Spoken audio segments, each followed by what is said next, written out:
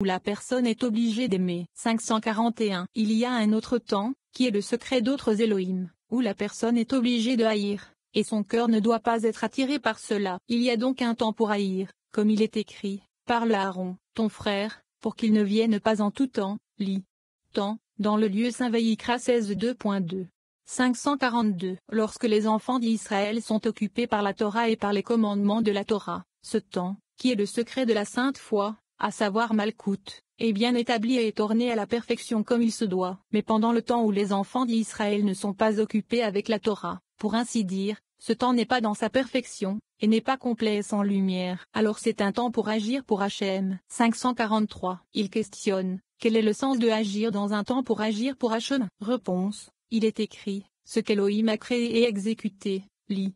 Agir. Bereshit 2.3. Qu'y a-t-il à agir? Cela signifie qu'il restait les corps des démons qui n'étaient pas faits, parce que le jour s'était sanctifié et qu'il restait encore à faire, car ils étaient des esprits sans corps. Ici aussi, un temps pour agir. Le temps est resté sans perfection et sans achèvement. Pour quelle raison? Parce qu'ils ont annulé ta Torah et que les enfants d'Israël en dessous ont négligé les paroles de la Torah. Ce temps est soit élevé, soit abaissé à cause des enfants d'Israël. S'ils sont occupés par la Torah, il est élevé, mais s'ils sont désœuvrés de la Torah, il descend. 544. Rabbi Ozi et Rabbi Shia vinrent et l'embrassèrent sur la tête. Rabbi Ozi dit, certes, il n'est pas conforme à votre honneur de mener des ânes derrière nous. Béni soit ce chemin, où nous avons mérité d'entendre cela. Béni est la génération dans laquelle Rabbi Shimon vit, car même parmi les montagnes il y a la sagesse. Rabbi Ozi et Rabbi Shia descendirent de leurs ânes et tous trois poursuivirent leur chemin. 49. Un temps de bonne volonté. Le muletier poursuit la section précédente en parlant de mémoire,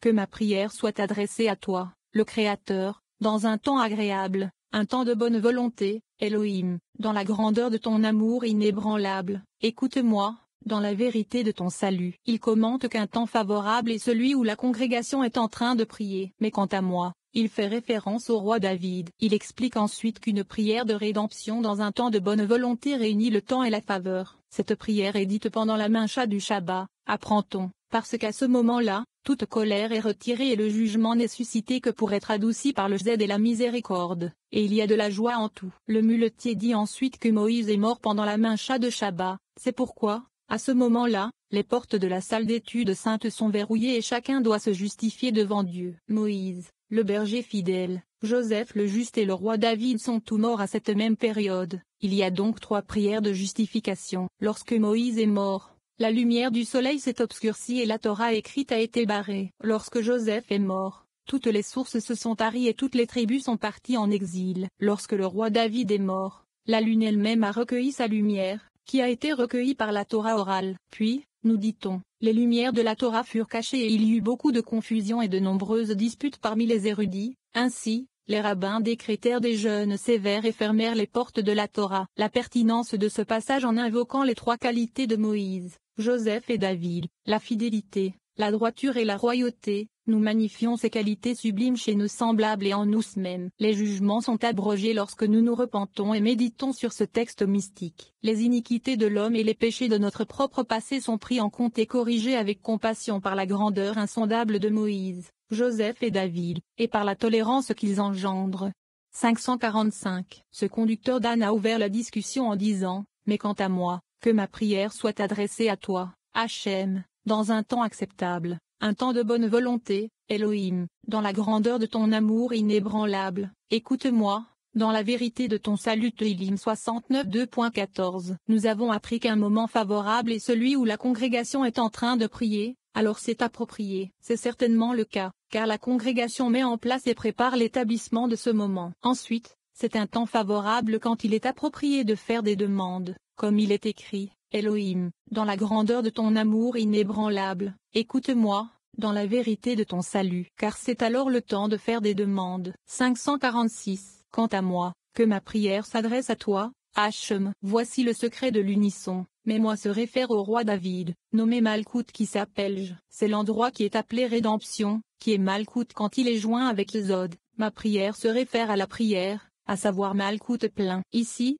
lorsqu'il dit moi, ma prière, la prière de la Hamida est adjacente à la rédemption, car elles ne font qu'un, car elles sont toutes deux l'aspect du Malkout. Lorsque l'on associe la rédemption à la prière de la Hamida, il s'agit alors d'un moment de bonne volonté. Un moment de bonne volonté est aussi une inclusion ensemble. Le temps est un, à savoir Malkout, et la faveur est un, car c'est le secret de la favorite qui est révélé de Keter, et ils sont combinés ensemble pour devenir un. Le roi David a voulu former une seule unité à travers ce verset, comme nous l'avons dit. 547. Si vous demandez, pourquoi ce verset a-t-il été choisi pour être dit pendant la mincha du Shabbat? Il répond, il est approprié qu'il soit dans l'office de mincha du Shabbat et non dans l'office de la semaine, car il est certain que l'office de mincha du Shabbat est différent de la prière de la semaine parce que le jugement est suspendu sur le monde pendant la semaine au moment des mincha, et ce n'est pas un moment de bonne volonté. Cependant, pendant le Shabbat, lorsque toute colère est supprimée et que tout est réuni, car le jugement et l'exchédi sont un, le jugement est éveillé, mais c'est pour être adouci, c'est-à-dire uniquement pour révéler la douceur qu'il contient. C'est pourquoi il faut un verset d'unité pour unir tous les grades, car lorsqu'il y a unité, le jugement s'unit et se combine avec la miséricorde et tout est adouci, comme il est écrit, un temps de bonne volonté. Un temps de bonne volonté montre que tout, le jugement et la miséricorde, est combiné ensemble, que le jugement est adouci à ce moment-là, et qu'il y a de la joie en tout. 548. Moïse s'est retiré du monde, au moment de la mincha du Shabbat, au moment où il y avait un temps de bonne volonté. À ce moment-là, la faveur était en haut et la douleur en bas, à cause de la mort de Mose. Par conséquent, pendant le Shabbat, les portes sont verrouillées à partir de l'heure de mincha et au-delà. Quelles portes sont fermées? Les portes de la salle d'études sacrée, afin de commémorer Moïse, le berger fidèle, car la Torah a été annulée à cause de lui, parce qu'il est mort. 549. Au moment où il est mort, la salle d'études de Moïse et les salles d'études des autres ont été annulées. Qui a vu que les portes de la salle d'études de Moïse étaient verrouillées, alors que toutes les autres ne l'étaient pas? Si la Torah de Moïse a pleuré pour lui à ce moment-là, qui n'a pas pleuré? Par conséquent, toutes les portes de la salle d'études sont verrouillées, et chacun doit justifier le saint, béni soit-il, par des louanges, que nous reciterons alors. Ta justice est comme les grandes montagnes. Teilim 36 2.7.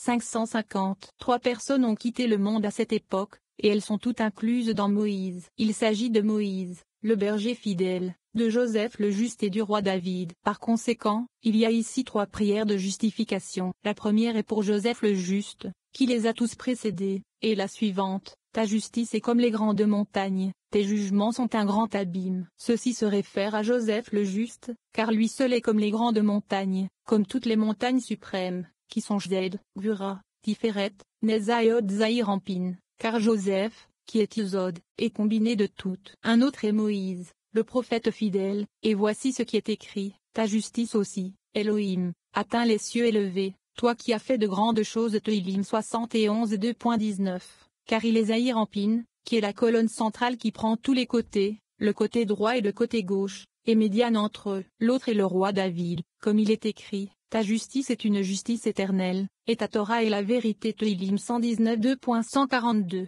Everlasting, lit. Pour le monde, fait référence au roi David, qui est le secret du Malkout qui est appelé monde. 551. Lorsque tout fut réuni à cette époque, la Torah écrite, c'est Mose, et la Torah orale, c'est David. Les portes de la Torah furent verrouillées et toutes les portes du monde furent verrouillées à cette époque. Au moment où Joseph le juste est mort, les sources et les ressorts se sont taris, et toutes les tribus sont tombées en exil. Ceux-ci s'ouvraient sur les mots, ta justice est comme les grandes montagnes, tes jugements sont un grand abîme. Au moment où Moïse est mort, la lumière du soleil s'est obscurcie à midi et la Torah écrite a été barrée, qui est la lumière du miroir brillant, qui est Zaïrampin. Au moment où le roi David est mort, la lune, qui est Malkout, s'est rassemblée dans sa lumière et la Torah orale s'est rassemblée dans sa lumière. 552. Depuis cette époque, les lumières de la Torah furent occultées, et les disputes se multiplièrent dans la Mishnah. Les érudits se disputaient et tous ceux qui avaient le cœur solide étaient confus. C'est pourquoi il n'y a pas eu de joie de la Torah à cette époque dans toutes les générations du monde. C'est la cause des jeûnes sévères que les rabbins ont décrétés. Quand une certaine personne mourait, ils décrétaient un jeûne. Quand quelque chose se produisait, ils le décrétaient ainsi. Lorsque la joie de la Torah écrite et de la Torah orale était la plus rassemblée à cette époque, il est d'autant plus nécessaire de verrouiller les portes de la Torah. Par conséquent, nous disons les justifications des jugements, comme nous l'avons mentionné. Rabbi Ozi et Rabbi Shia se réjouirent et l'embrassèrent sur la tête comme auparavant. Ils ont dit, heureuse est notre part sur ce chemin. 50. La sagesse renforce les sages. Le muletier des sections précédentes dit ici que la sagesse renforce les sages plus que 10 chefs qui sont dans la ville, se réfère à Moïse. Lorsque Moïse est monté sur le mont Sinaï pour recevoir la Torah, les firmaments et les camps célestes des anges se sont soulevés contre lui parce qu'il allait descendre la Torah sur la terre et leur enlever leur bonté et leur joie. Mais Moïse s'est fortifié. La Torah protège ceux qui l'étudient avec le courage et la force dérivée des 10 règles, qui sont les 10 commandements. Les 10 règles sont, apprend-on, les 10 sortes de sagesse que l'on trouve dans la Torah, qui est le secret des 10 séphirotes dans 10 noms gravés. Dans un nom de 22 lettres gravées, nous dit-on, les secrets du monde à venir sont combinés et ne peuvent être compris, mais le Saint a néanmoins légué aux justes un désir ardent de ce temps. La pertinence de ce passage, un profond désir de paix mondiale éternelle se développe dans nos cœurs, et l'effet est un changement positif miraculeux dans la civilisation humaine. Nous sommes renforcés par la bonté et la compassion, car ce sont les traits de la Torah et le pouvoir du Zohar. Nous assurons une rédemption rapide et douce de l'homme, amenant le monde à venir dans l'ici et maintenant. 553. De nouveau, il ouvre la discussion en disant, la sagesse renforce les sages plus que 10 chefs qui sont dans la ville. Qoélé 7h19.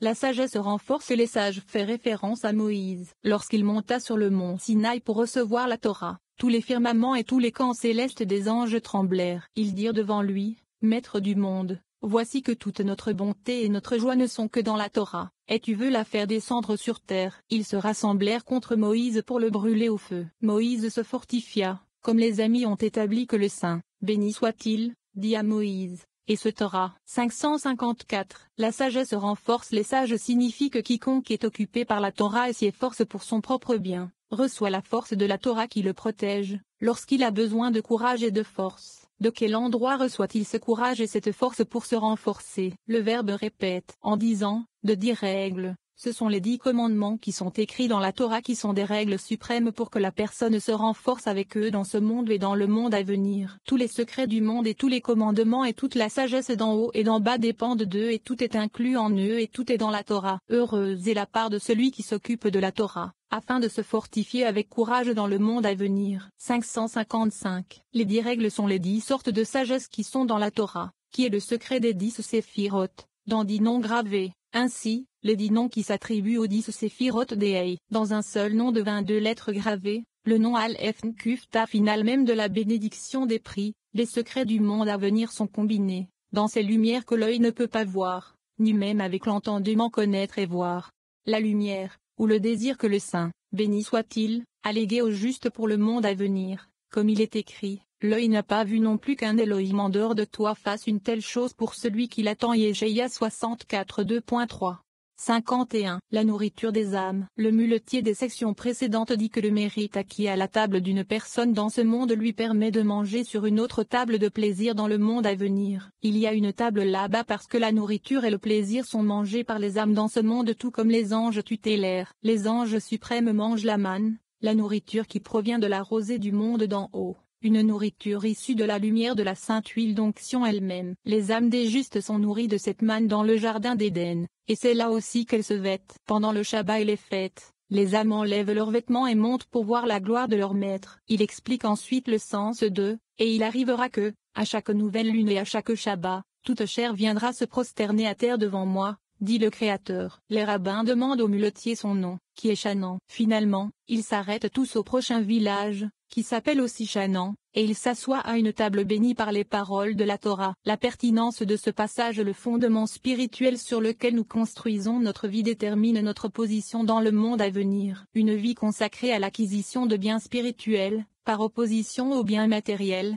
procure des plaisirs inestimables dans le monde à venir. Cette simple vérité est également valable dans ce monde. En cédant à nos impulsions avaricieuses, tout en négligeant les besoins de notre âme, nous engendrons un avenir difficile, un lendemain construit de désespoir, un destin né des ténèbres. Les éléments constitutifs de la spiritualité sont érigés ici, ancrés dans notre être, afin que nous mangions des aliments aux délices indescriptibles dans le jardin d'Éden. 556. La table d'une personne lui mérite de manger sur une autre table dans les délices de ce monde, le monde à venir, comme il est écrit. Car il mangeait continuellement à la table du roi Ishmuel 9h13. Le roi David avait l'habitude de dire, « Tu prépares une table devant moi en présence de mes ennemis » Tesilim 23 2.5. et c'est la préparation de la table dans ce monde, car alors il y a un plaisir et un désir avec lesquels l'âme prend plaisir dans le monde à venir. 557. Il questionne, y a-t-il une table pour les âmes de ce monde? Il répond, oui, parce que les âmes de ce monde